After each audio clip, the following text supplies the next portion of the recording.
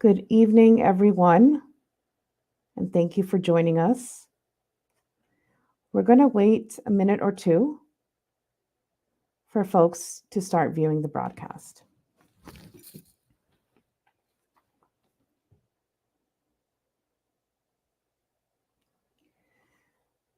So as everyone starts coming in and joining the broadcast, please note that we do have CART captions provided, and there is a link to the captions that's being dropped on all the social media channels, wherever you're watching this broadcast tonight.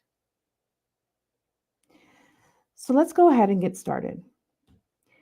So good evening, everyone, again. Those of you who are tuning in tonight. My name is Dr. Maha Hilal, and I'm the Executive Director of the Muslim Counterpublics Lab, an organization whose mission is to disrupt and subvert dehumanizing narratives that are designed and deployed to justify state violence against Muslims. I'm also the author of the book, Innocent Until Proven Muslim, Islamophobia, the War on Terror, and the Muslim Experience Since 9/11. I want to welcome you to our event tonight, which is titled At the Table and on the Menu, Respectability, Politics, and Tokenism in Genocidal Times.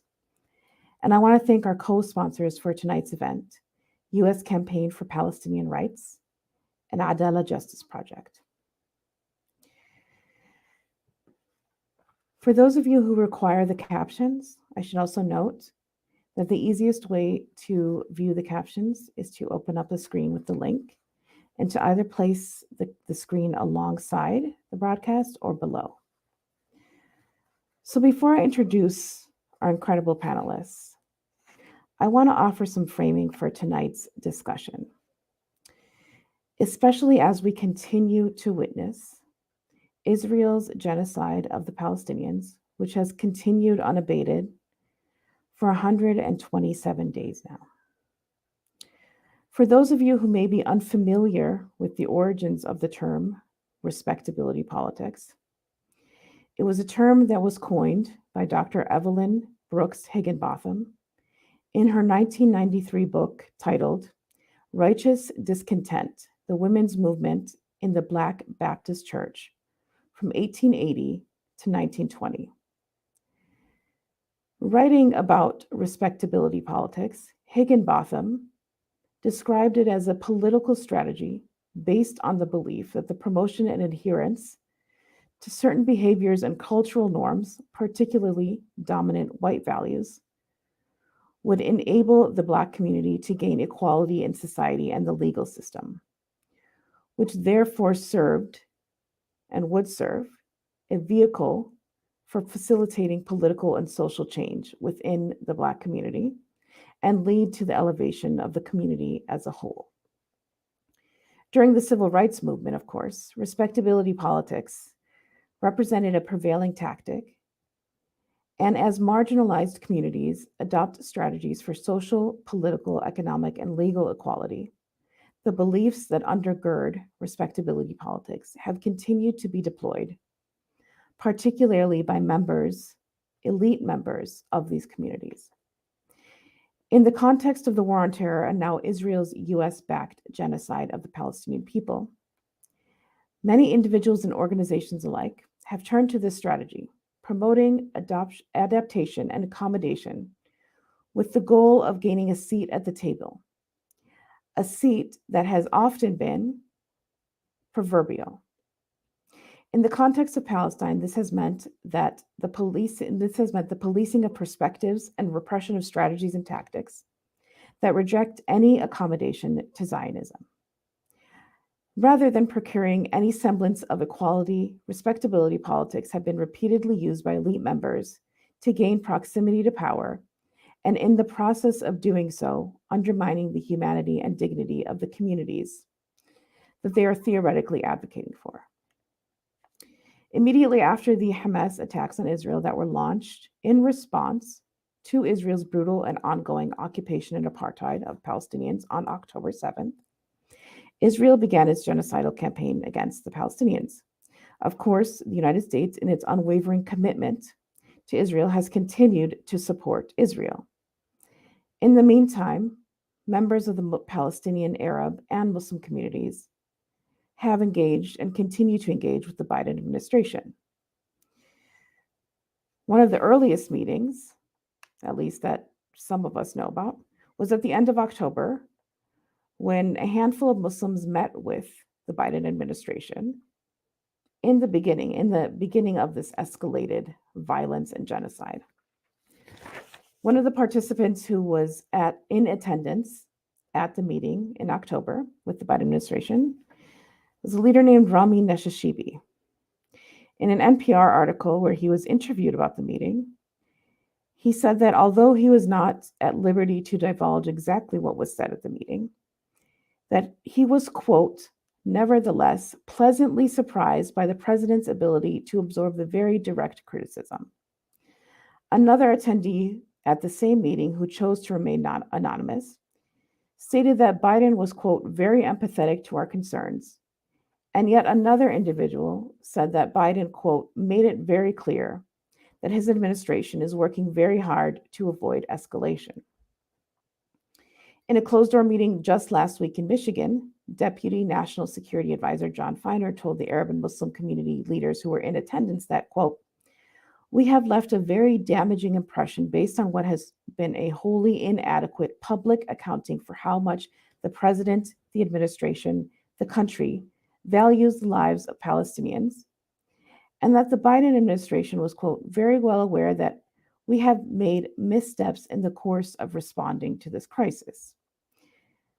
The use of missteps should be recognized for what it is, a violent euphemism that completely erases the full-throttled support of Biden and his administration for Israel's genocide in the form of unlimited funding, weapon sales, and rhetorical gymnastics. It bears noting, of course, that we can attribute this meeting to nothing other than the Biden administration desire to obtain the community's vote.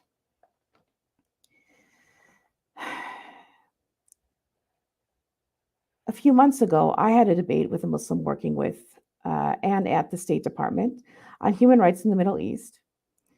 And his evidence of success in terms of how Muslims in government were able to make change and why representation was important. He gave the example of the State Department's announcement in December that it would impose travel bans on extremist Jewish settlers who were implicated in attacks on Palestinians in the occupied West Bank. Of course, this announcement represented absolutely nothing serious in the way of curbing Israel's genocide and was demonstrative of the US government's crumb throwing towards members of the Palestinian, Arab, and Muslim communities. It also reveals the perils of tokenism, particularly where those who allow themselves to be tokenized actually believe in this strategy as a path to change, which serves to uphold the status quo. Of course, there's much more that can be said about these backdoor discussions and meetings that continue to be held, including listening sessions on Islamophobia.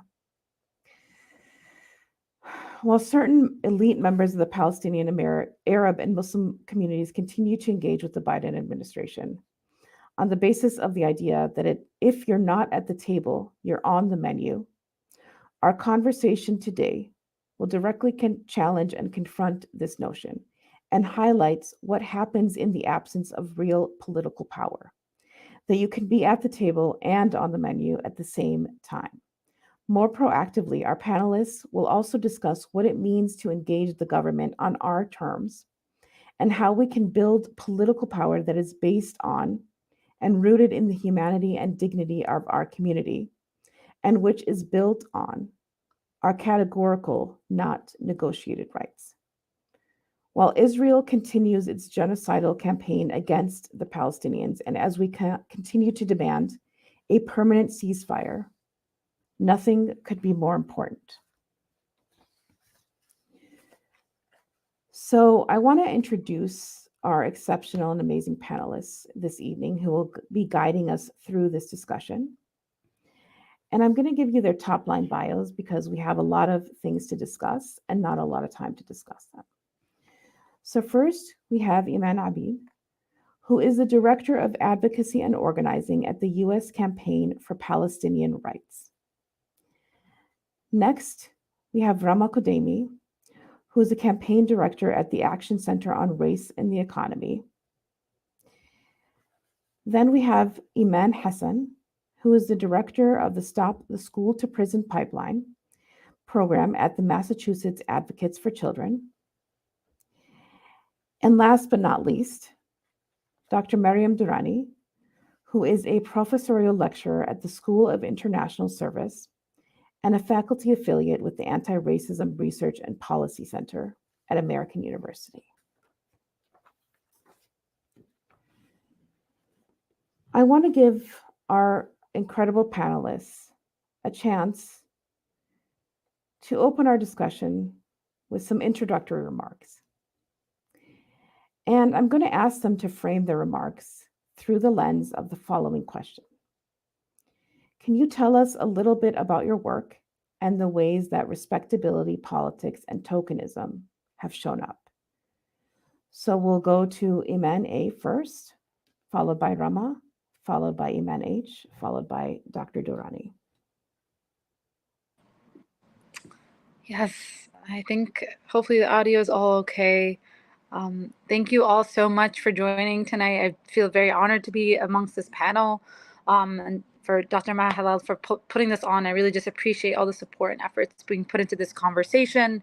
And specifically in this moment, I think I would be merely missing out on an opportunity if we didn't discuss at any point what had just happened on, what unfolded just yesterday night in Rafah as great American football game was just about to begin, which is just what an epitome of American capitalism and imperialism all in just an hour of an evening. And the loss of over 100 lives in just that time span of the game itself. So I think that this conversation becomes that much more important in this exact moment. But to provide a little bit of background on myself, I am, as Maha mentioned, I am the Director of Advocacy and Organizing at the U.S. Campaign for Palestinian Rights. But I'm also a daughter of Palestine. I am a Palestinian with Palestinian parents, a Palestinian mother who lived under occupation for over 30 years. So while we talk about occupation through this lens of systems and the way that we have unfolded to see it today, I want to help remind folks that oftentimes it also shows up in an everyday basis. And there's just been, for the last 31 years of my life, I've really been working to unpack just how living under occupation, specifically with a mother who lived under occupation, how it's shown up. And there are just so many ways in which it has integrated and shown up through so many microaggressions on the daily, in my upbringing here in the West, and just the deep contrast of values and principles that my mother raised me with and what I was told to have here in the West. And I think it kind of shaped my perspective on the work and my understanding of what it meant to be a Palestinian in the diaspora, and understanding just how my experience differentiated from those who live under occupation. Even though our blood is all the same, our experiences are not still the same. And so as I further entrenched into that understanding, I had carried along this duty, this responsibility that I felt that I had to support my people in any way that I could. And so for me, it became a part of making sure that I stuck to principle and value in the work that I was committing to. But, surprisingly enough, I actually didn't spend as much time in my work on specifically on Palestinian organizing. Before joining the U.S. Campaign for Palestinian Rights, I spent a lot of time actually doing other types of work in the civil liberties and civil rights space. As someone who has worked for the ACLU for 7 years prior to joining the U.S. Campaign, spending a lot of time community organizing in our own localities. And long before moving to DC, getting the opportunity to speak to the people in New York and upstate New York in particular, which is a large migrant community, a large Black community, a large Indigenous community, of whom had almost every single facet of their liberties and rights being violated in some way, shape, or another. So dedicated a lot of time to that and understanding just what it is that I could do in contributing to the work around us specifically. And in my role here at the U.S. Campaign for Palestinian Rights, as part of our organization. I mean, the mission of the organization itself is dedicated to helping folks understand how the United States has played a vital role in upholding the military funding that gets sent to Israel. And the main intent is to try to bring an awareness to the American public, specifically those here in the West, and understanding just what role we have to play in what happens 5,000 miles away. One of the biggest questions that we ask ourselves every single day, or people ask of us, those who perhaps are naive or not sure of why Palestine needs to be at the forefront of their minds, this is an angle that we have taken as an organization to help bring attention and kind of shift people's minds and perspectives on the issue. And so through that, we have drawn up programs and different educational initiatives and national campaigns, localized campaigns, to try to bring up that awareness in some shape or another, while also making sure that we are moving towards ending all forms of U.S. military funding to Israel. So, and it's been really important for us to kind of stand true in our principles and values as an organization. I feel very fortunate that where we stand as a campaign alongside in the movement is a place of true radicalness and a place of true revolutionaries, people who stand on the right side of history in many, many moments, if not all moments, in trying to do our best when it comes to seeing these social justice violations happening left and right. And so for us, this idea of respectability is defined by also sticking true to our principles and values and the work that we align with. And so I think leading up to this moment that we have witnessed now for the last 4 months, we are now 4+ months of this genocide that we've watched unfold in Gaza. We've had to kind of decide for ourselves, how do we make sure that we as a United States Western organization, a Palestinian-led organization, how do we stand up and make sure that we're committed to the values we have long been committed to in this, and not compromise on what it is that we've been asking for, no matter how difficult the situation has become on the ground. And in fact, taking this moment and finding an opportunity for us to stick so true to our values that some might call it radical, but I truly believe it's just what's morally needs to be done. And how do we make sure that we as a movement partner ensure that we do our best to uphold the demands of the Palestinian people, not just here in the West, but those who are also living in Gaza and the West Bank, and many of us carrying our own families in the back of our minds as we think about that. And how do we make sure that we do our best to understand that both Palestine is not the Palestinian community is not a monolith, but also carries a very clear set of demands towards its own, idea of liberation.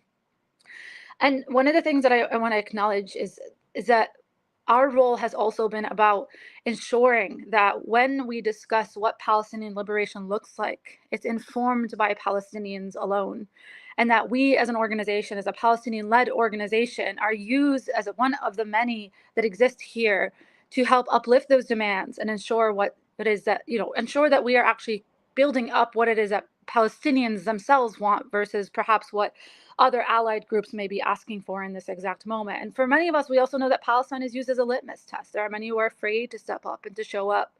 But we feel very fortunate to be in a space as an organization to kind of stand true in our radicalness, true in our principles, true in our demands, and not have to compromise in these moments of despair, just to kind of, grab the little crumbs of anything as we're asking for, but to rather really lean in this moment and ask for everything that it is that we could use in this exact moment to ensure that the Palestinian people receive the ceasefire that they deserve in Gaza, and more than that, right? Like, not stop there, but use an opportunity to use this opportunity to build on more on that. And I'm excited to talk more about that here. And then understanding as well that there are many well-intentioned people out there, many well-intentioned organizations and allies, but we Palestinians know best for what it is and how we define our own liberation. I find it quite, again, I guess perhaps being Palestinian myself,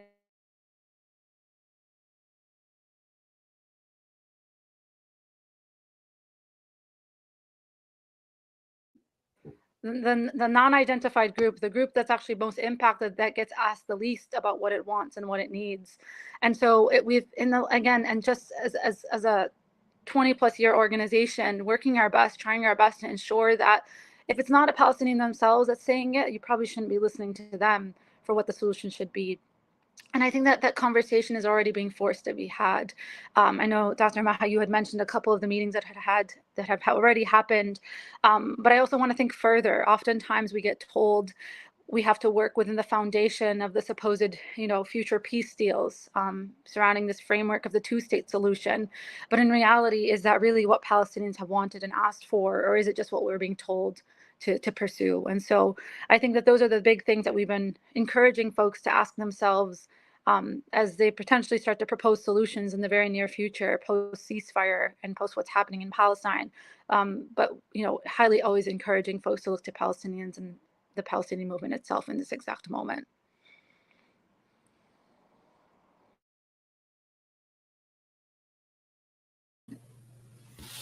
Thank you, Iman, for sharing your initial thoughts. And my name is Rama.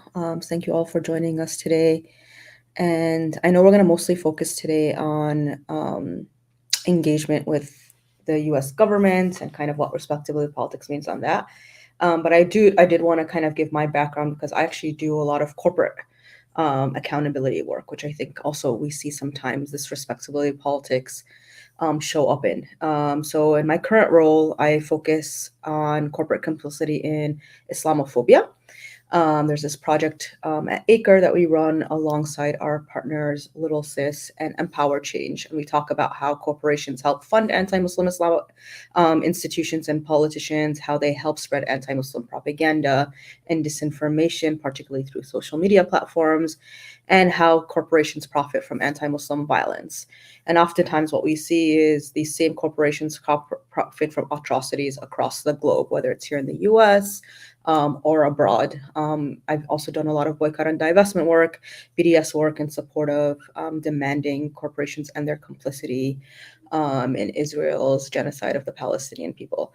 And I think the same way that government officials and agencies choose which Muslims they will and will not engage with, the same applies to corporations. So that there is really so that is one way we see in terms of who gets to set the agenda for what corporations decide is and is not important, and what then it means for corporations to make amends for the harms they do inflict on our communities. And again, because we live in a very capitalistic society, we know there is this engagement between corporations, between elected officials, that really in a system that ends up hurting all of us. And that's why part of, I think, when we talk about the need to go beyond respectability politics, is because respectability politics keeps us from actually talking about the systemic problems that are happening and the systemic nature of what we need to do in order to truly all be free. So I'll take one example of social media platforms that have inspired anti-Muslim attacks, like YouTube did with the Christchurch massacre back in 2019, or how Meta now today, through Facebook and Instagram, is censoring Palestinian activists. And so for a lot of people, when they engage on corporations, they're like, well, if you hire more Muslims, or if you hire, or if you create, make deals with more Muslim content creators, that's a great way for your corporation to help support our communities. But if that's happening, but that's not actually changing the reality that the business model these social media platforms rely on is meant to keep people engaged by watching and liking and sharing propaganda against our communities, then that other stuff isn't going to really matter because the business model is the same. Or think about how many corporations in 2020 came out and supported the No Ban Act, which was the congressional attempt to limit the ability of presidents to impose things like the Muslim ban that Trump had imposed. That included Airbnb. Well, Airbnb, for example, profits from listing properties based in Israeli settlements built on stolen Palestinian land. Or Twitter, now known as X, that helped spread the right-wing propaganda that led to something like the Muslim ban. Or Uber and Lyft, who back in 2017 had actually continued to operate even as taxi drivers went on strike during the many, many airport protests that happened at the time of the ban. So what does that mean when we say that there's certain things that we want these corporations to do, but meanwhile, they are continuing to harm our communities in very, very obvious other ways? And then what are the strategies and tactics that are considered acceptable for our communities to partake in when making demands of what needs to happen in order for us to all be free? And I think there is this larger conversation also around how we set ourselves up many times in our communities, particularly those of us who are the immigrants or the children of immigrants, in terms of, well, quote unquote, model minority, we contribute to the economy. Just think about, again, the conversations around the Muslim ban that happen of just like, well, we want to welcome these refugees, we want to welcome these immigrants because they are worthy, because they can provide, all of these skills and all of this support for the economy. And it's very much done in terms of capitalism, in terms of the system that's actually in place. And what do we do to move away from that in terms of humans are worthy of safety, period? It doesn't matter what they can and cannot contribute. And so just like wanted to, add this other lens of how we think about respectability politics. It's not only necessarily about the elected officials, our role as voters, our role as citizens, but also our role as consumers, as investors, of people who partake in capitalism in general, and how we can expand also the framing to that end. Thank you.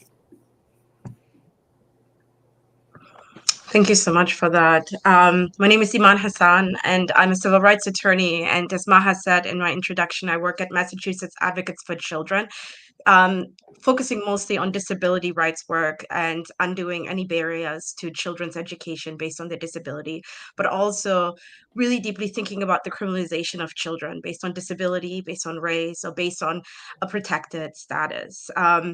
We have seen the dehumanization of Palestinian children at a level that is almost unfathomable, that there hasn't been work done to categorize children in Gaza and Palestine as anything other as non-humans, because children in particular under the law are a very protected class. We understand that we have a responsibility to protect children at a very different level than adults, if that's in the criminal justice system, if that's during war, or if that's just in general in social in the social legal system.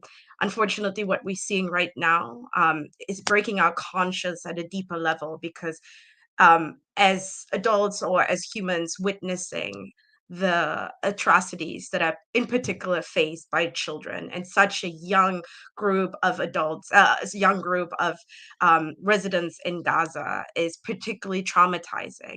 And as an advocate for children, I've noticed that K through 12, we've seen a lot of walkouts, and we've seen Gen Zs and Gen Alphas be incredibly impacted by it, because they're consuming and watching the genocide and being traumatized by seeing children that are the same age as they are suffering the most dehumanizing violence possible. And so what we have seen in public education is walkouts.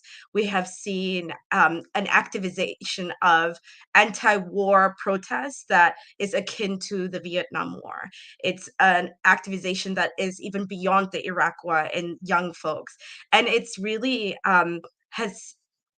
has allowed young adults to deeply think about what US violence abroad looks like, and what white supremacy looks like on the ground, with especially young adults that are the same age group as they are.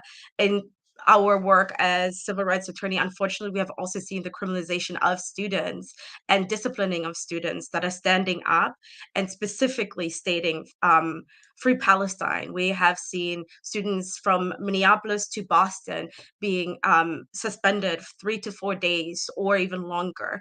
And we know in public education, that is university level, we have 3-4 Harvard students facing disciplinary charges and potentially being pushed out of the community simply for stating that the dehumanization of Palestinian is no longer viable and can no longer be ignored. And so as civil rights attorneys, we have to recognize that the respectability politics is deeply, deeply embedded in the law, right?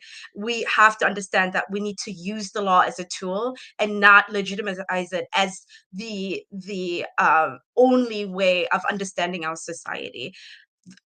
for example, we know that United States law in itself is deeply embedded in white supremacy violence. And so if we use that as our moral compass, that allows us really to set the standard where we can disconnect from the humanity of other people. And so, especially with the genocide that is ongoing right now, I deeply appreciate my fellow attorneys going and filing lawsuits, if that's international or if that's local on a national basis, everywhere from the Netherlands to the United States, or on an international basis, as we have seen a couple weeks ago. But what we must recognize is that the humanity that we are losing is so deeply embedded within us that when it breaks us, when we're crying, when we're witnessing, when we're traumatized, when we're different, it's disconnected from what the law is allowing or not allowing. It's deeply embedded within our humanity. And so respectability politics in the law is equivalent to abandoning your humanity and thinking about the law as the threshold rather than what we know is to be true within us as humans. And so the break in conscience is so strong within so many people right now. And if we play within respectability politics, it's the loss of humanity that we really are leaning into.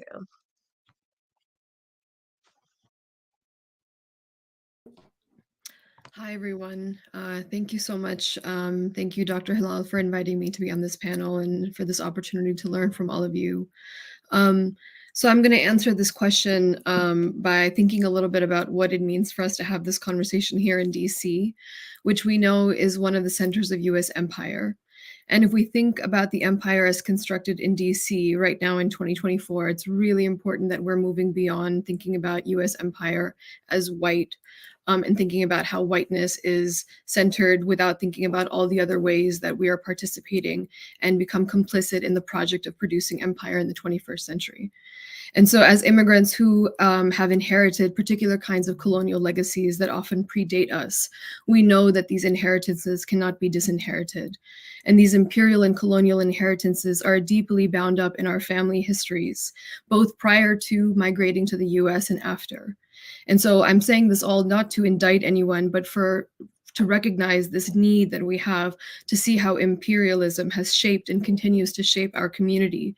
And how do we understand the political project that we need to engage in right now in this context?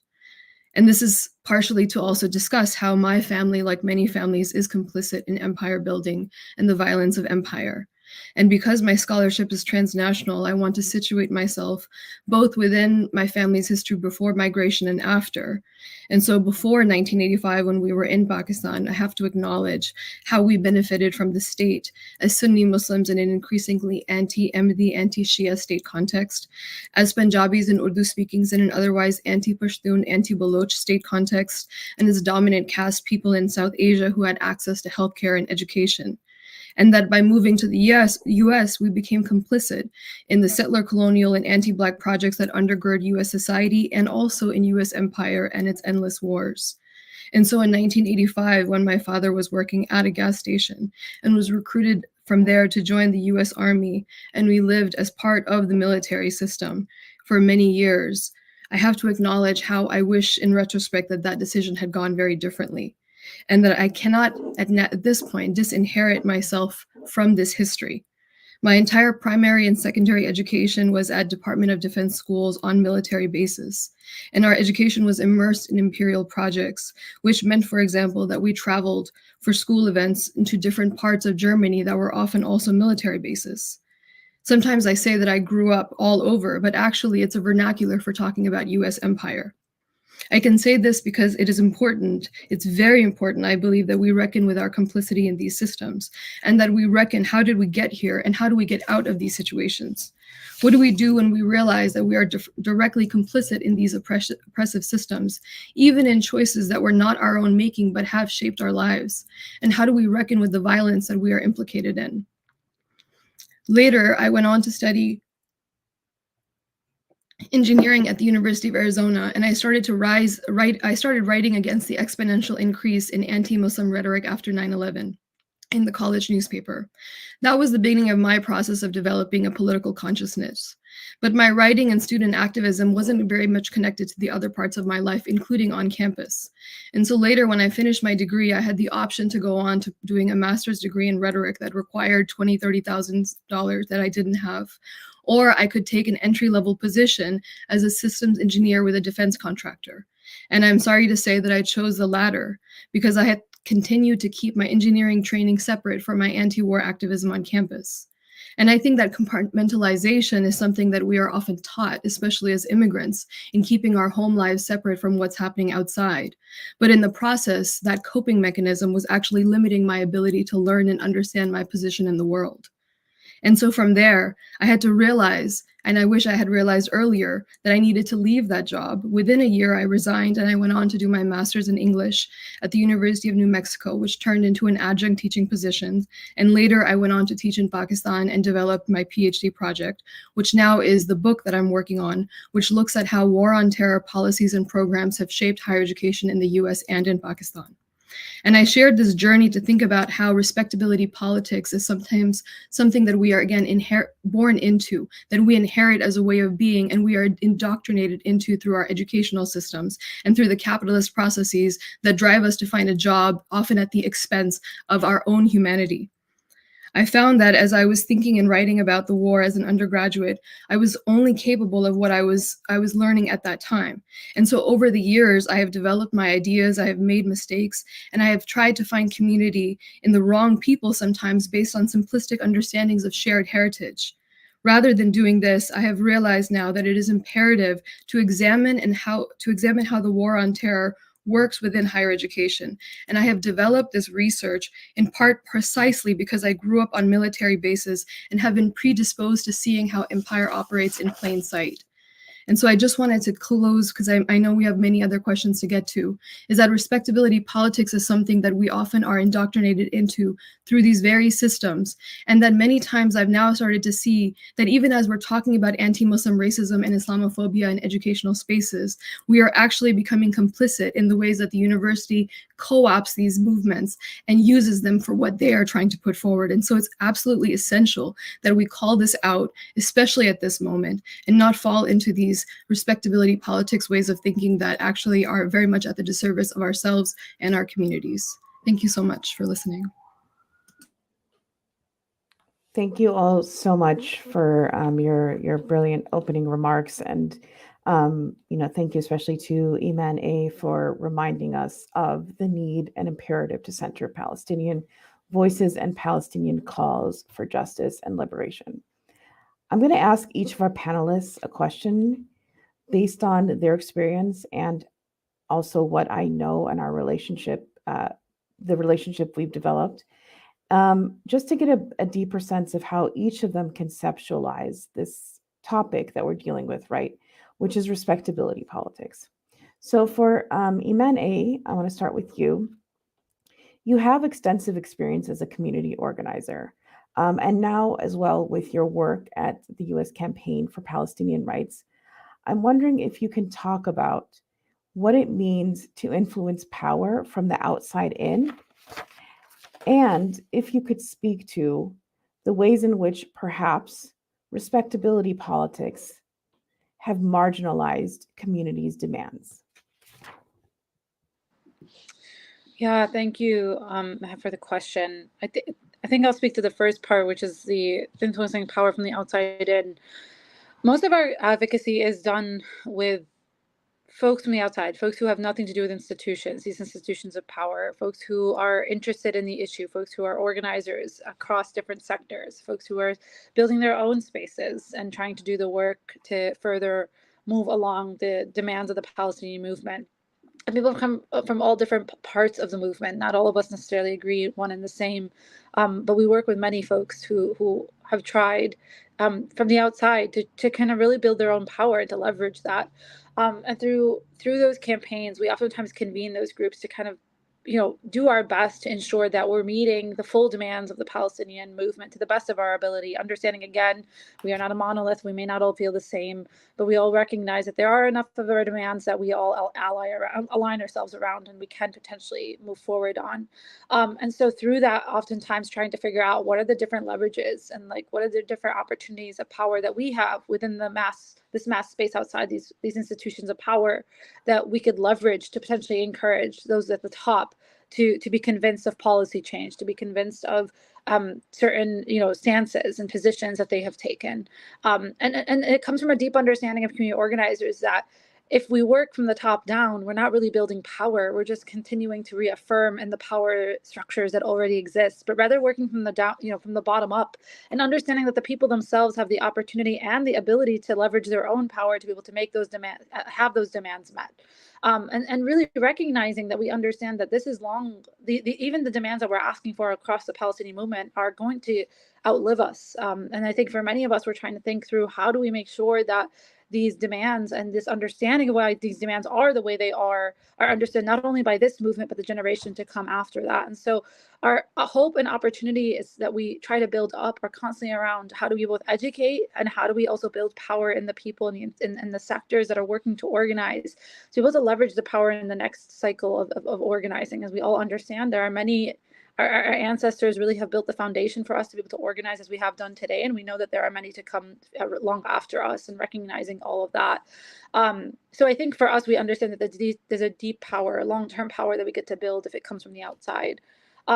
But I think that a lot of it has to also come from understanding how the inside works. Who are the people in power? How do they move? What makes them move? And understanding that. And I think we can't necessarily completely deter ourselves away from these institutions of power for trying to influence them, and understand that we have to know in some way or another how they work. So there is always this, and I know some of the future questions will include more around that inside-outside strategy. But the reality is that understanding doesn't necessarily have to in any way dilute the demands that we are asking for from the movement's end, dilute the demands of the movement itself, but to at least make us more aware so that we know exactly how to move and what to leverage. The answer to the first part. I think to the second, one of the things that I wanted to mention is how does, respectability politics specifically have marginalized communities' demands? They have. And I think especially when it comes within the context of Palestine, the Palestinian movement is constantly being attacked, especially, and you can't talk about the attacks without talking about the weaponization of anti-Semitism and how often easily it's being co-opted. When we have any discussion around Palestine, it almost becomes this discussion of whether or not you're being anti-Semitic, and it's almost this derailing of the movement itself. So let alone that outside vulnerability that we have all the time, the issue of respectability shows up from within the community at times that could really co-opt those demands in a way that I don't necessarily think ever have to happen. But there is a reality to that all, and I think that there's a recognition here that there are these that there are many people in the space, and again, not just particular to the Palestinian movement space, where these issues get in hand and get in the way of us really being able to fulfill our top demands. So I'll end there, but I appreciate the question. Thank you so much, Iman. So the next question is for Rama. And Rama, you've recently reminded me that we're almost at the 10-year mark of one of the Obama administration's iftars, where the iftar was actually occurring during another bombing campaign of Israel in Gaza. And so having reminded me of that, one of the thoughts I had and questions for you is, what significance does this anniversary have in terms of where we are as a community in challenging state violence, and what this shows or demonstrates about, I would say, the obvious ineffectiveness, right, at best, of respectability politics? Yeah, I think, as I was remembering the anniversary mostly because I was like, oh, it's going to be Ramadan in less than a month now, and probably Biden's team is gearing up for an opportunity to make nice to Muslim communities, as he's been trying to do, and there'll be another opportunity potentially for organizing on this. But I remember 10 years ago when the call was made to boycott the White House iftar, the backlash that people had was that, this call was causing fitna in our communities, division in our communities, that it wasn't proper adab, i.e. etiquette, i.e. what I like to refer to when we talk about respectability politics within Muslim communities, this idea of like adab and what's the proper way to actually engage with each other. It was public callouts like that were not an example of that. That we were, the folks who were doing these calls and doing this type of organizing were folks who just like were couch activists, that they didn't really understand how the ins and outs of how government works, the inside strategy, all of that, that we could not comprehend that because we were not in those positions. And I think what we were actually pushing at the time, and what those of us here today and those of us who are engaging and trying to get us to go beyond respectability politics, is that we need more imagination in our organizing, in our strategy, for us to be actually get to what we want to get in terms of freedom for everyone, in terms of liberation for everyone. Because the limited strategies that respectability politics presents to us is not going to get us to a place where the US isn't bombing our homelands, for example, and our families' homelands, isn't going to get us where Muslim men and boys aren't being imprisoned and tortured at Guantanamo. Back then, obviously, was a much bigger population in Guantanamo. Guantanamo continues to be open. People continue to be held there. We're a world where we aren't okay with our civil rights being continuously violated because, guess what? There's now actually some Muslims in some government positions. And so I think that's like what we were setting the stage for in that boycott call of like, we need to push our imaginations.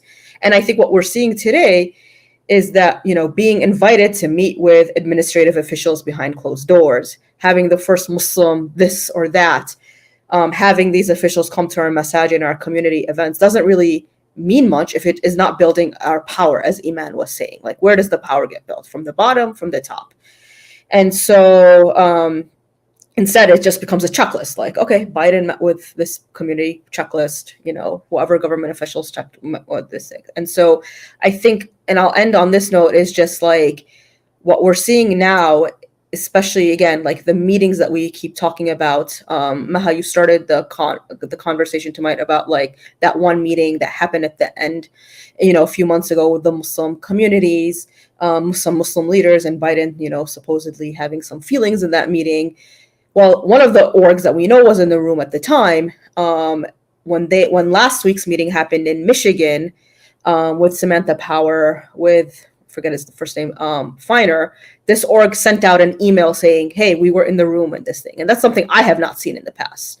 So even though it's not enough, and I think transparency is a much more needed when these types of things happen, I think it highlights, I think, one example for those of us who are pushing for these changes and go beyond respectability politics, that that they are not even feeling they are able to keep these things secret anymore, that they're feeling the pressure that like, maybe actually we do need to rethink our strategy.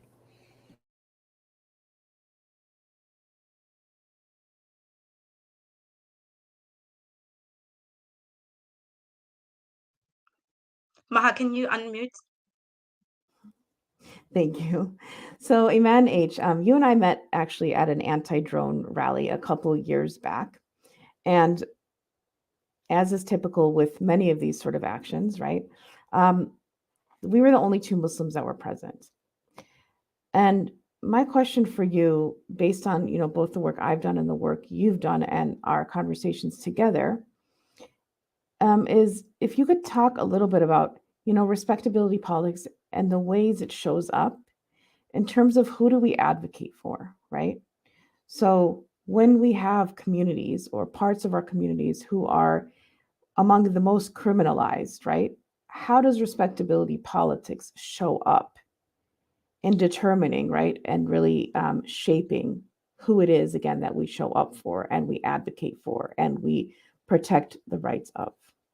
Absolutely. And this is so deeply embedded in the war on terror. The language that is used in every single article about Palestine is about the setup that happened as early and even before 2001, but specifically 2001. A lot of that language allowed us to invade multiple countries, but also create the huge drone program that is terrorizing children and innocent civilians all over the world, and Muslims in particular. And as you've noticed, when we were together doing anti-war work in DC, I was at the Center on Conscience and War, specifically supporting soldiers that knew that waging war against innocent people no longer served their conscience and needed to leave through the legal mechanisms of conscientious objector. Every time I went to those protests, especially drone protests or anti-war protests, I saw that our community wasn't there. And I think a lot of it is connected to, we know, I have a lot of friends in my own community, my own masjid. There is the internalization of what not to do and what it means to be a good Muslim, right? As long as you are disconnected from any narratives of terrorism, any acts of criminal that could be criminalized, you're good. And so that is in the psyche when you don't show up and fight against drone mechanisms that are bombing Somalia, that are bombing Yemen, that are bombing all of these countries, because deep down, unfortunately, some of our community members do believe that even in Somalia and Mogadishu, if you are a good Somali person, you won't be hit by a drone. If you are not connected to Al-Shabaab, you're good, right? And that narrative around, especially Muslim men, which is unfortunate, our Muslim brothers from Gaza to Mogadishu to Yemen have had the most dehumanizing narrative around them. And so cleansing yourself of the proximity to terrorism in itself is something that has been internalized by our own community. And so when it comes to showing up, if that's through legal mechanisms, if that's through protest, or even just pushing back on the narrative, right? Why is it that I have to say Palestinian men deserve just as much humanity? And why is it that you have to say, no, they didn't vote for this and this entity that might be resistance or not resistance? Oh, no, they're doctors. I've seen that a lot, even within movement folks, right? When we post, we have to humanize them by saying that they graduated from this university. They were the best oncologists. They were the best teacher. They could have just been felons with 100 different felonies in prison. They do not deserve to be murdered. That's where we need to start. We need to undo the narrative of stating that only the best of the best deserve to have their humanity intact in this conversation around the dehumanization of Muslim folks all over the world. And unfortunately, in our different diasporas, we haven't done the work. But we recognize now that even if you're the best of the best, and even if you are the top diaspora that has been integrated into every community, that is paying their taxes, that is upper middle class, and you go to vacation in Gaza to see your family for a birthday, for a graduation, the US State Department is not showing up for you. They are bombing you and your family. And why? Because the narrative already existed to say that you're always in proximity to terror, that you're already in proximity to being able to be droned without ever being connected to a crime, because your initial crime was being Muslim. And that is what we need to start talking about. And we need to protect our Muslim brothers, especially in Gaza, from having to be perfect to be human.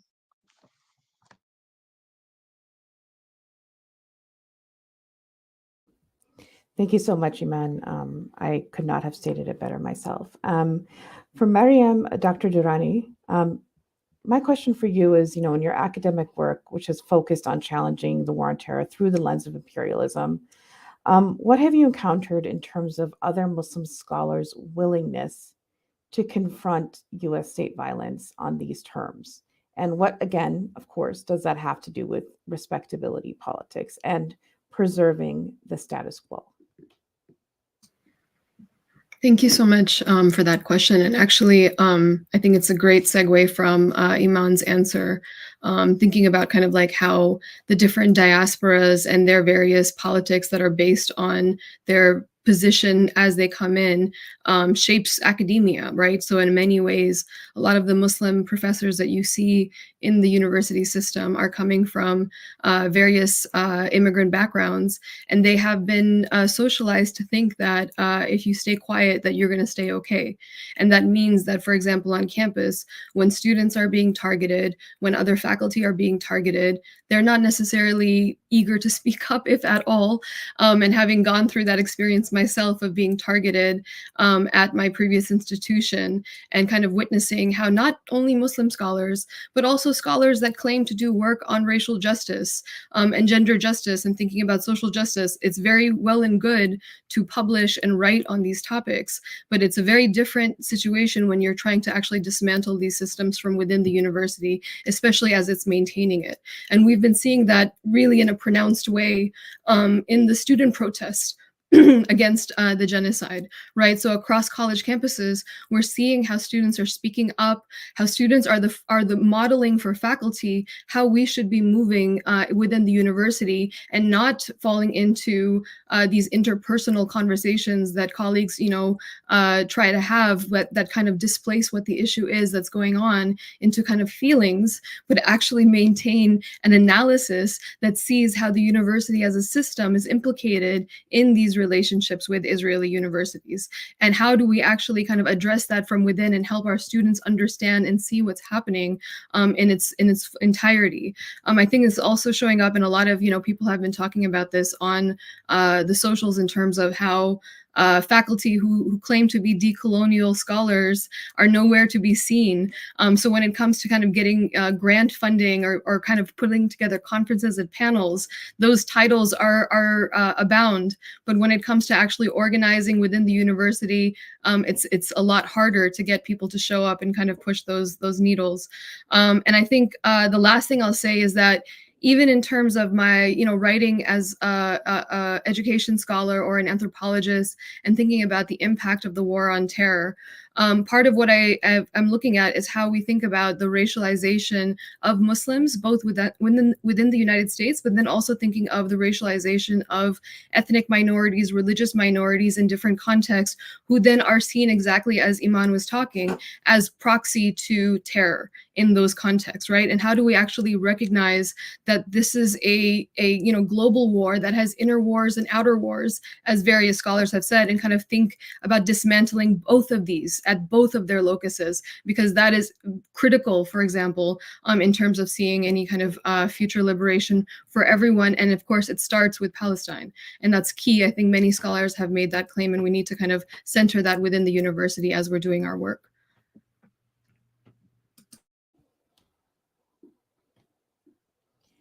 Thank you so much to all of you for your excellent remarks and perspectives. So I want to shift to a question for all of you. And to me, this is one of the most important questions.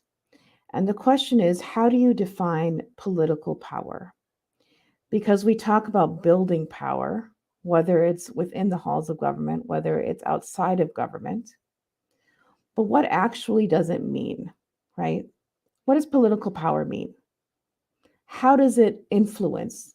How do we define it, right? How do we think about the ways that power, when we claim to have power, what does it mean what does our claim really mean? Are we able to shift perspectives? Are we able to change policies? What does it actually mean? And if Palestinians, Arabs, Muslims have political power, right? If we make that claim, what does it mean for us to be in the room with, for example, the Biden administration? What would be the difference of being in the room with political power versus without it? And how do we know we have power? What is the indication that we have actual political power to change the trajectory and outcome? And right now, what we're talking about, right, is Israel's genocide of the Palestinian people. So we'll go in the same order of Iman A, followed by Rama, followed by Iman H, followed by Dr. Durrani. Yeah. I think that just to define political power, I think you specifically to the Palestinian community, like I cannot define political power without acknowledging its resistance. I cannot acknowledge the power if it wasn't for the Palestinians on the ground in Palestine, in Gaza, in the West Bank, people like my mother who outlived occupation, who felt who you know, have been torn down in as many ways as possible, and in this moment have been torn down by a genocide, and still new generations have been bred, new generations have come, new generations have also been lost, but with each day that has passed, the resistance in some way has grown, and the resilience in some way has grown. So to me, it says that the worst of the worst can potentially happen to the Palestinian people. And it is never, we don't necessarily need this atrocity. We don't need genocide in order to prove our worth, to prove our power through it all. But I think that there's a deep recognition that the Palestinian people are not going anywhere. We're always going to be where we are. We're always going to continue building on the foundations of strength that came before us. We've lived through 76 years. I've been saying 75 for so long, but we're already into the new year. This is 76 years of the Nakba. Our great-grandparents have lived through the Nakba. Our grandparents have lived through it. Our parents have now lived through occupation, and we ourselves are now bearing the consequences of occupation. Whether we're on the ground in Palestine or part of the diaspora, and yet our demands and our stories have been heard louder than ever before. So I think for me, and you can't, I think when I was younger, I could perhaps say some people may not have known what Palestine was. I oftentimes got it confused with being Pakistani. But I think that was, of course, at the end of the day, the racism that is so blatant that exists in this country. But at the reality at this point that, and I've always found this to be quite powerful, is that the identity of being Palestinian, to even claim to be Palestinian, is one of the most powerful things in the world. To defy occupation, to defy colonialism, to defy this erasure of identity, that is powerful enough. And that, to me, helps define where our political power is in this moment. And I think when it comes time to Congress, I want to emphasize, again, we as an organization have targeted Congress on the daily for the last 120 plus days of this genocide. We have watched members of Congress say, well, we've never heard from Palestinians. We don't know what their demands are. We don't actually listen to them, to now having millions of calls, millions of voice messages, millions of emails that have been made to these people that they can no longer even say that they haven't heard from Palestinians or those in solidarity. And I think that has been a huge win. In just 4 months, we got that to happen. And that's huge because one of the reasons behind why oftentimes United States Congress members do not even take a chance to listen to us is because they claim that they haven't. And the reality is for many of us in the movement, we're up against a monster of a machine. I've been saying this repeatedly, right? Like we have the pro-Israeli lobbyist firm that has played a huge influence over these people and kind of really diminished our voices, even though our demands have not changed over the last decade around what it is that we've been asking for: the right of return, to end the occupation, to end the U.S. military funding to Israel. These demands have been loud and clear. It's just a matter of whether or not they've chosen to listen to them. And in this moment, we've almost forced them to take a chance, take an opportunity to look into those demands. And I think that there's also, something valuable, even though ceasefire has been the bottom line demand in this moment for us as a movement. But we know it's what the people of Gaza need, and it's what we have to continue pushing for. And there's a reality that we watched people who at first may not have wanted to sign on to the ceasefire resolution, to now over 60 plus members who have signed on to it because of the power of the people and the power of the Palestinian community being able to really uplift and center those demands all throughout this time of this genocide. So that's how I would answer this question. Thanks, Iman. I think I'll add 2 main things. First, that power, I think respectability politics tells us that the power comes from accepting the situation as is and doing the best that you can. And so, you do what the dominant folks in power need you to do in order to be accepted. And that will gain you power to then potentially make some demands that are within, again, this narrow end of what is acceptable. And, sometimes that people will buy into that because we don't have many choices in this U.S. system. The U.S. system is very broken, and people are like, well, within this and this, isn't it better to do X, Y, Z that will protect us in the immediate, and we'll deal with the consequences later? The problem is you're setting yourself up potentially for even worse consequences in the future because you're not thinking from now, no, we need to use our power, whatever it is, even if it's not that much, to lay the groundwork so that when we do have more power in the future, we can get exactly what we need in terms of full freedom, full liberation. And that requires, again, being very real about what limitations we do have, but also acknowledging when we are able to accomplish things. Just like Iman just, the very specific example of Congress members slowly being pushed to demand a ceasefire. That takes a lot of energy and a lot of power, but it does showcase kind of what we can build. It also requires us to then talk about being part of wider movements that demand collective rights and liberation. It's not only about the Muslim community, which, by the way, the Muslim community is extremely diverse. So in general, you have to do that anyway. If you're within a Muslim context, you have to be talking about wider movements and other struggles, because that's just the reality of the community it is. But again, when you only consider like, well, I'm making demands of these folks in power, and my power to actually change them is limited because the system is so messed up. No, let's again rethink the issue. The issue is there's more people. Us as the people are bigger in numbers than those in power. And so what is then the organizing that gets us to that point? And I think that the essential part of grassroots organizing, of political education, of understanding where of the many levers that we can pull. So again, we're in a moment in time where we know Biden is potentially worried about how people are reacting. How do we push him in this moment of time? Other people will tell you, no, like this is the moment to actually be nice to Biden because he's in power. No, that's not the moment to be nice to Biden. It actually gives you the opposite. And so I think there needs to be more reality check of doing this type of analysis. And the other thing I'll add, and this was sparked by the convoy Maha and Iman H you all had in terms of like, showing up at things and there aren't any other Muslim folks, whether it's drone stuff or anti-war stuff or etc. I've been in those situations too.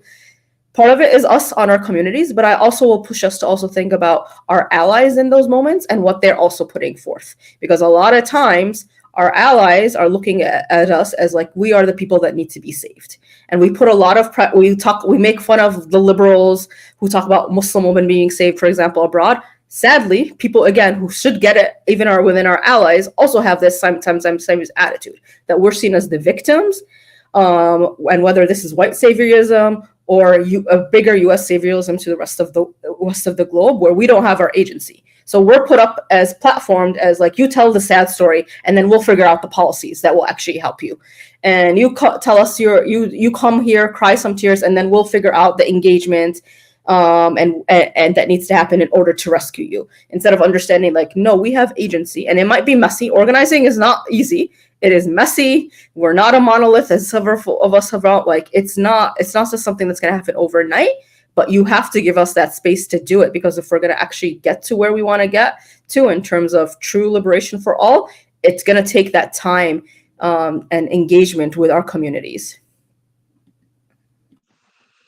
I think there's definitely an awakening happening. Unfortunately, that awakening is directly connected to the mass slaughter of our Palestinian brothers and sisters. And that is deeply disturbing every single day we wake up.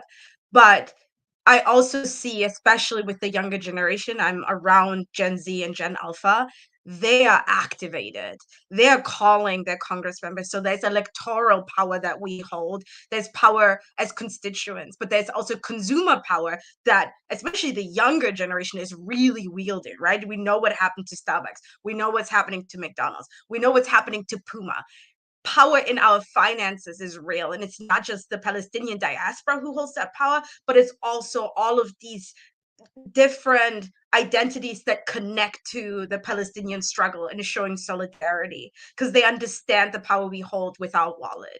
And then there's also power through social media. There's power in just having the discourse that has been suppressed for decades. When I was in college, no one was having these very direct conversation about the slaughtering of Palestinians that has been happening every single day since I've been alive, right?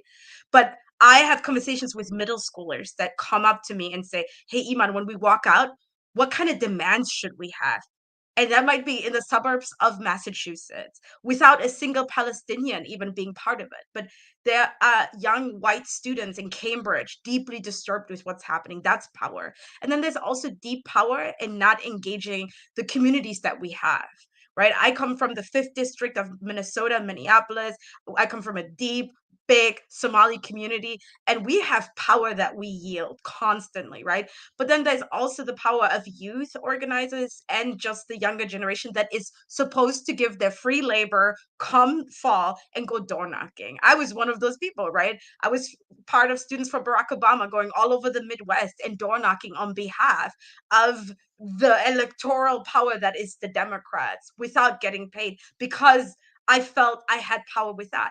But when that generation doesn't feel like that they feel heard, seen, or reflected with their values in the Democratic Party, they're not going to spend their own gas money and be in the middle of who knows where, Minnesota, Michigan. I was in the middle of Iowa, not glamorous, but you have to feel like you have hope. And Democrats are not giving that generation any sense of hope. No one is giving you free labor without hope. And so that's the power that we have to really tap into right now. So I think to answer the question about political power, I want to think about the power of the classroom and the power of what teachers and students are doing within universities, within on college campuses and high schools, as Iman was saying, in schools, and the way that they are organizing that space and making sure the conversation and the topic stays on Palestine. I also think that the students, they say, very bluntly in classes that they get their information directly from the source rather than their parents that are kind of getting it filtered through corporate media. And so I think they're able to see the issues kind of in a much more direct way. And I do think that those are powerful mechanisms that, of course, people are kind of activating and drawing on, and something to really build on and think kind of creatively, as another panelist said earlier. How do we kind of think creatively with these opportunities of power that we have to think with together?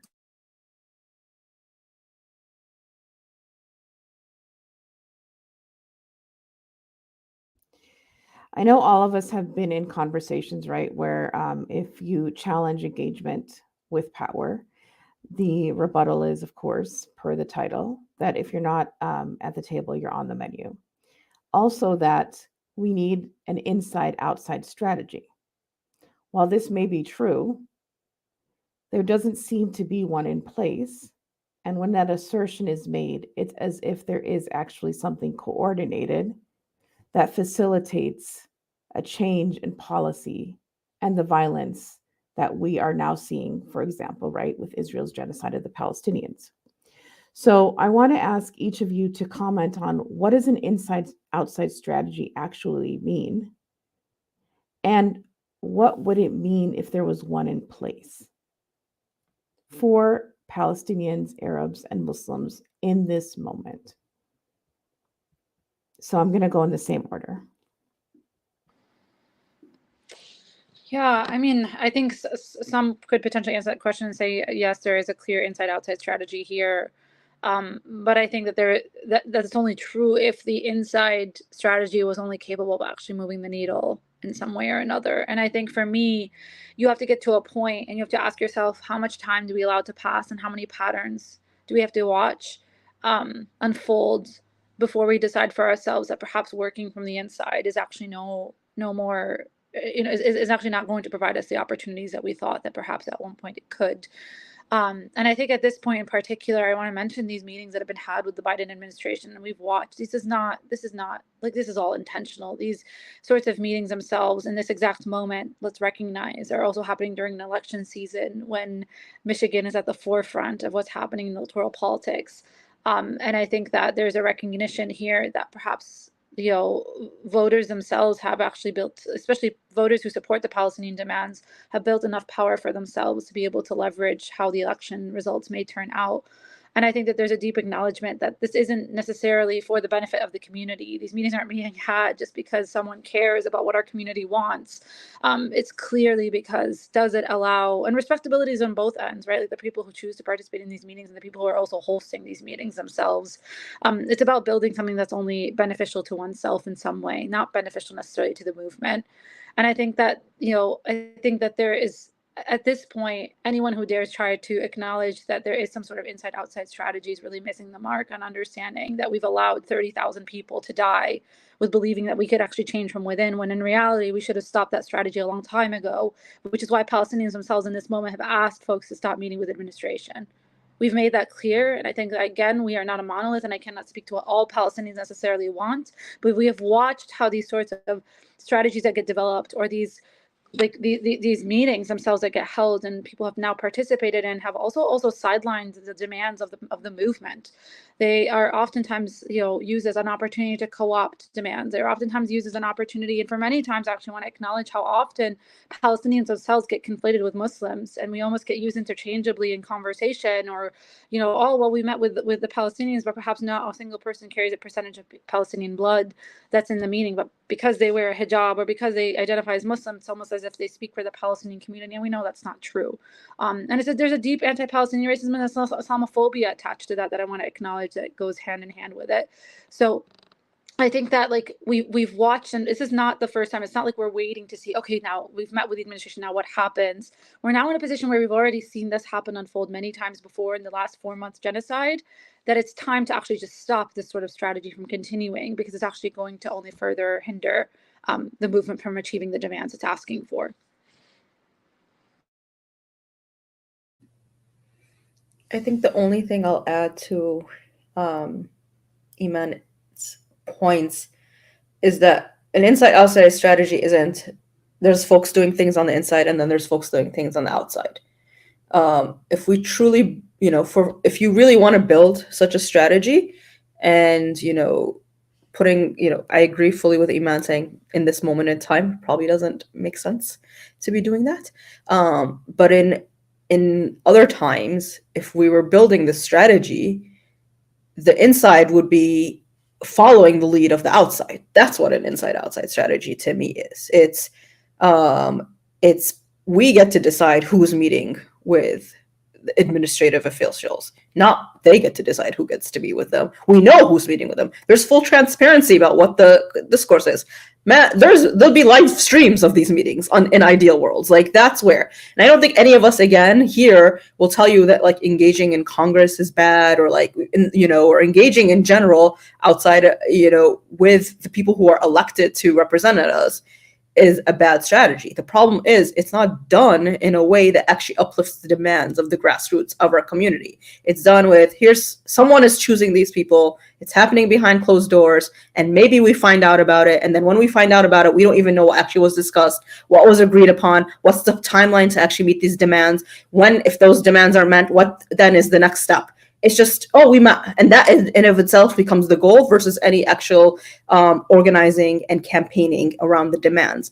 And the fact is, many times people, again, on the inside doing that work, chastise those on the outside when we say we need more agitational strategy, whether that's protests or boycotts or radical political education. And that to me proves that this inside strategy is actually seen as a way to clamp down on the outside strategy, not as a way to feed into each other. What's fascinating is that the power that comes from the work that is being done from the outside is used from the people that want to have these meetings, right? The meeting is happening because the Biden administration is now realizing, we might lose the masses here. We might lose the different diasporas. We're losing Palestinian voters, Muslim voters, voters that are in solidarity with these communities. And then for the people that are wielding that power from the work that is done by the organizers, activists, community members, to make a decision on behalf of the community is the most perverse act of organizing, right? And I think when Palestinian organizers' voices and community members, some of which have lost many family members, are telling you, don't meet with the administration. And you meet with the administration, you're doing it to co-opt the power that was created by them, not because you're centering the needs of the community, right? And I think to be at the table means nothing when the minimum ask is not even entertained by the administration. And the minimum ask is stop slaughtering civilians that are caged into a tiny space. And can I just say, that is the tiniest ask that I've ever heard from a community. Like, stop a genocide. And if the Biden administration can, from a negotiation point, start at that, you won't get anything from them. You get less than crumbs. You don't even get your humanity. And so there is no inside strategy until that has actually been put on the table. And I'm sorry, I'm from the 5th district and I love Keith Ellison, but for him to be part of the meetings in the fall, like, that's how ludicrous this is getting. Like, we have the AG, who is Muslim, identifies as a Muslim man, meet on behalf of the Muslim community. You are an attorney general of a state. How disruptive can you be? How radical can you be? And how demanding are you for the Palestinian community? And that is what I have to really, really be critical of. All of us should be critical of. When you see at the table Muslim community members or Palestinian community members that are using the power of the people without listening to the demands of the people. Yeah, and I think I'm going to just add from the microcosm of the college campus where I'm situated in terms of, these demands that have been made of various universities to do better by their Palestinian students and the student movements on campus that have been banned and restricted and, policed by various members on campus, and how that has not been addressed. And I think what I'm seeing now is that there is a refusal to engage with university leaders unless they meet, again, the bare minimum demands that are being made of them in that situation. And I think that, again, as a microcosm can kind of expand out to exactly, like, there are certain mechanisms that should be available to those of us who are participating in the institution. And if they are not, and if that is something that we realize, then what are we going to do about that? And how do we respond to that collectively? And I think doing it collectively and with community is critical, because, again, for those of us who are learning from Palestinian organizers on how to proceed, we await the decisions that are being made and how we can support each other best.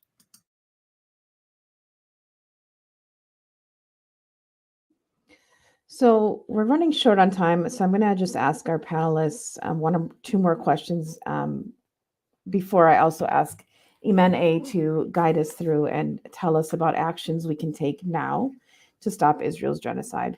But because a couple of you at least have touched on the upcoming election cycle and Biden's his administration's disingenuous pleas now, right, to our communities.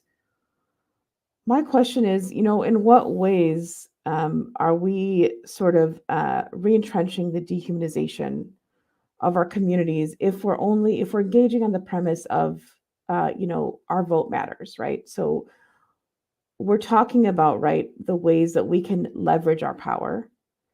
And in some ways, when we say our power can be leveraged through the vote, that can be effective, but it can also, right, lead to this idea that we're only worth considering because of our votes. So how do we sort of push this conversation deeper, right? So it doesn't default to this being used as a strategy of dehumanization. And are there examples you can think of in which the power of the vote has been and is being successfully leveraged in terms of any sort of campaigns that you're aware of?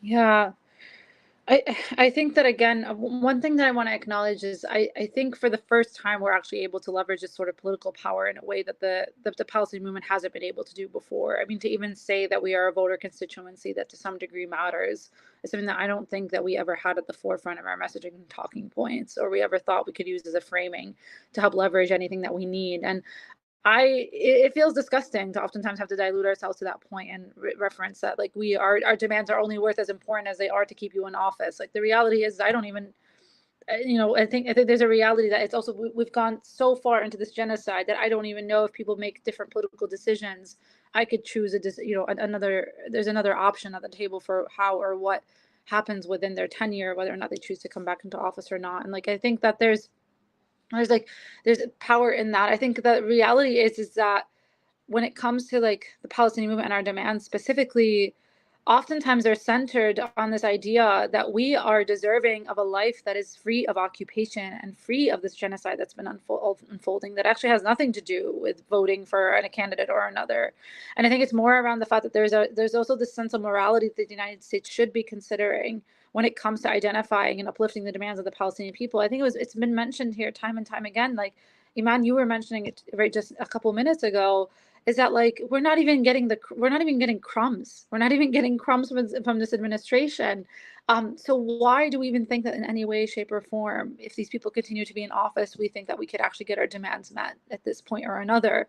And I think there's an acknowledgement of that, but I think that there's a deep acknowledgement that our demands are really centered in like this idea of being like this is a life affirming movement. This is a movement that is dedicated to understanding and bringing attention to the fact that what has been unfolding in Palestine does not need to continue. It does not need to remain as is. And so I think that, you know, I completely understand this dilution of like our own dignity, and as we acknowledge ourselves as voters, quote unquote. But I think the reality is too is that this is a new point and opportunity for us as well as a movement at this time.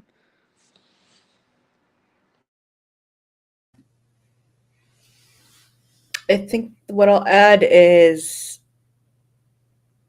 our role as voters, and I think someone had also asked a question around like the local level.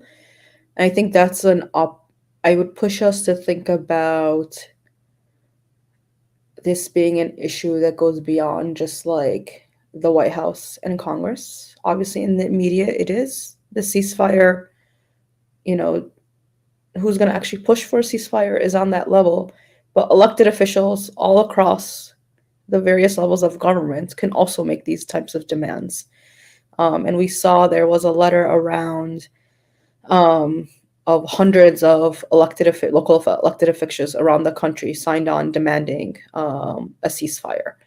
And so I think another way I would think about this is like, what can you do locally in addition to as you're engaging Congress to make these demands, because this is a local issue. Palestine is a local issue. It's not only about foreign policy. That's the way they like to mix the excuse of like, oh, no one cares about foreign policy. That's why we're not going to care about this issue. But it's not. We know it's not a local. We know we're all complicit in different ways. I'll give one example. Since October 7th, state governments, municipal governments have invested hundreds of $millions in Israel bonds. Israel bonds is like a loan to the Israeli government, i.e. state and municipal governments are giving money to Israel that it then uses to commit genocide against the Palestinian people. Why are local governments doing this? And so these are the types of questions. And again, goes back to the money angle, goes back to the corporate angle. This type of mapping is so important, and why, when we're talking about, you know, why the need for organizing is so important, particularly on a local level, because that's how you kind of bring the issue home. And it's a lot of times much easier to make that impact locally than on a national level. But we know all these small impacts on a local level do eventually lead to impacts across the globe.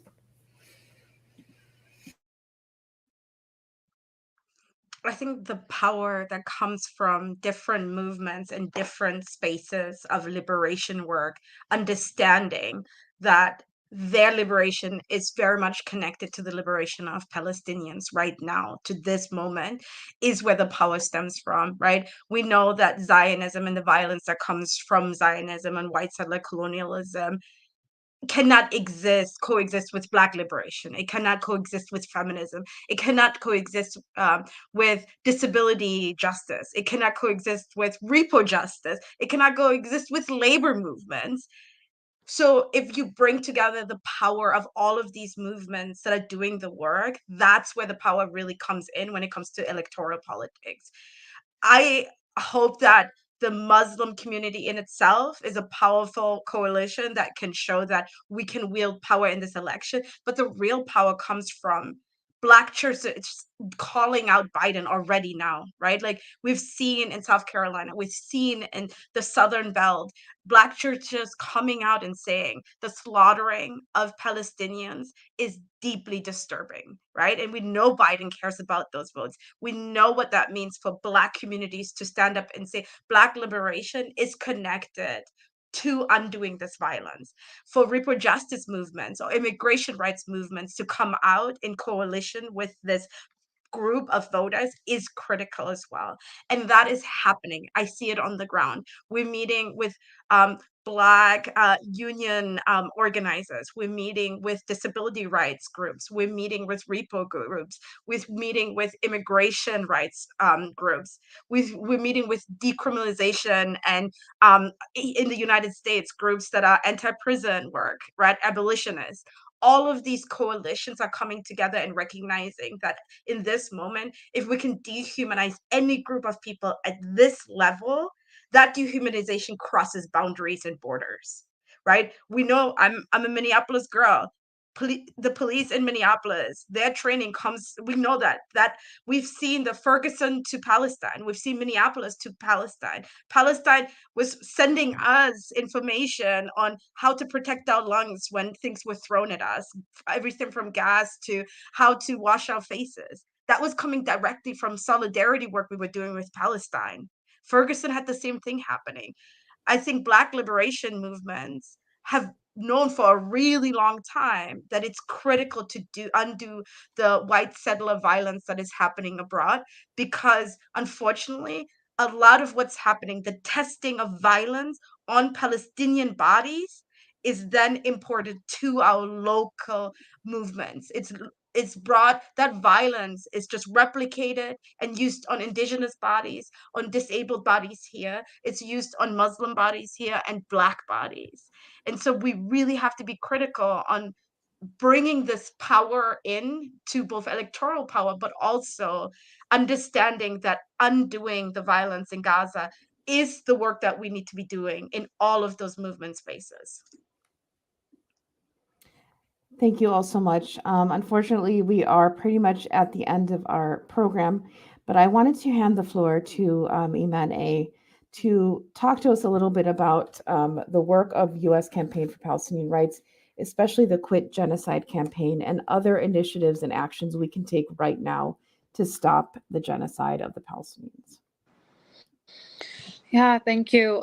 I think that I'll speak to the Stop Genocide campaign. I think I want to acknowledge that we are doing in collaboration with Adala Justice Project. And one of the things that I'm so grateful we've been talking about respectability. And I think we acknowledge that this specific moment in time requires this level of strategy and this approach. And I think at this point, 4 months out since this genocide in Gaza has begun, we've had to ensure that people who have been working for these administrations are actually being held accountable in the same light as those who are leading these institutions. That for anyone who's participating in these administrations is also held responsible for the bloodshed that has happened across Gaza. And I think that there is an acknowledgement that we understand that, everybody, some people have to work. People have to, not some people, excuse me, all of us have to work. We live in a capitalistic society. But I think the reality is in this exact moment, to be working for this administration in this moment, we have not been able to leverage any internal shift, any internal policy shift from the inside. And so people should be stepping down and resigning from these positions as an act of solidarity with the Palestinian people, to remind them that they are also responsible in this moment. And especially after the ICJ ruling, are responsible for what Israel has been committing, as there has been a deep formal statement. Now there's a deep formal statement that has been made by the highest court in the world at this point, that has chosen to take a stance on what has been going on. And so we really had to amp up our pressure on what has been going on and encourage folks to take a stand, to actually choose to take the lead, as other leaders have done, whether it be folks like Tarek who've left from the White House, or Josh Paul who've left from the State Department. There are many folks who have chosen to take that position. We want to encourage folks to continue doing so. Additionally, we have a toolkit that actually outlines a number of ways in which we hope folks can get involved in their localities. It's, while the target in some of these cases around our actions requires folks to target members of Congress, there's also an immediate thing that you could be doing at the local level, whether it be trying to pass a ceasefire resolution or going beyond that and passing some sort of divestment resolution to stop the funding towards Israel. Like, we are in a position right now that if you have passed a ceasefire resolution, the time is this moment to organize around divestment, or to start targeting local weapons manufacturers who are participating in this system. There are many targets at the local level that are actively participating in this genocide, and we encourage folks to mobilize, either join local coalitions, use our tools to help guide you, and to also start leveraging some of those demands that we are making at the national level. They look the same nationally. I think that people also have the opportunity to shift a lot more at the local level, which is really, really beautiful, and encourage folks to continue participating in it. But if any folks have any questions, please do contact us at contact@uscpr.org, and we'd be happy to try to assist you in any local work that you're pursuing.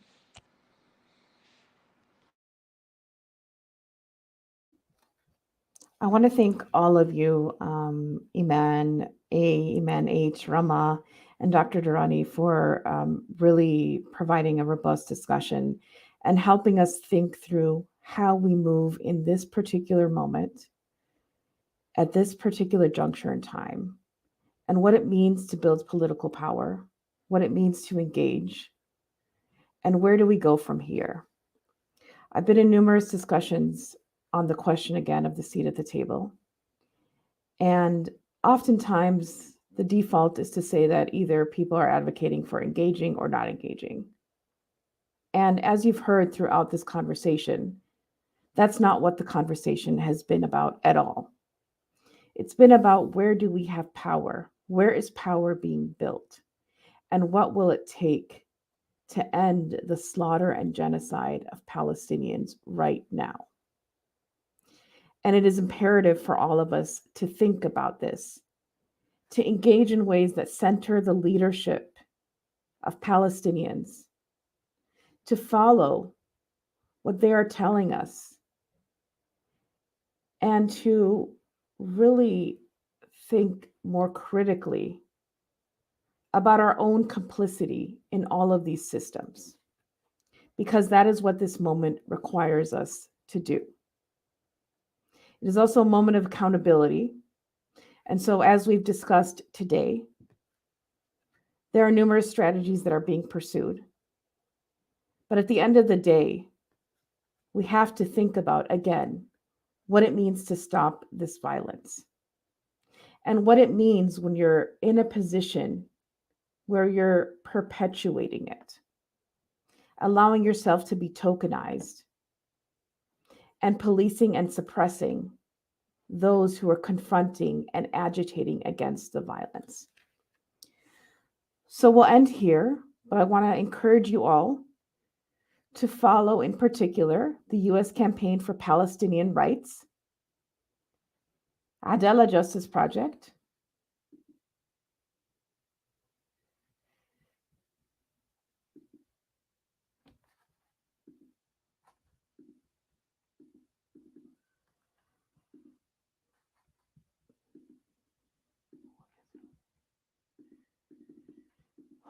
what is happening?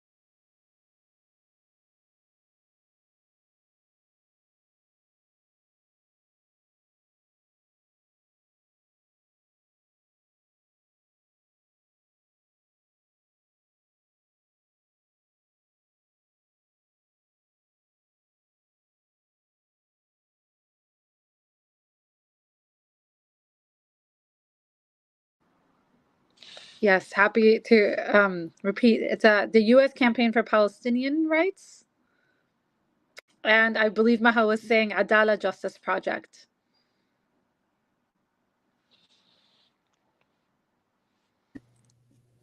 We might be having connection issues. Go ahead, Rama. Yeah, I was just gonna say thanks everyone for joining. Really appreciate you all being part of the conversation. And yeah, the only thing left to say is go out in the streets and organize. Thank you all. Have a great night. Thank you, everyone. It was lovely to be a part of the panel. I really appreciate the opportunity to learn, and I wish you all a good night. Yes, thank you, everyone. And thank you for Maha. Unfortunately, she has some connection issues, but thank you for Maha for bringing us all together.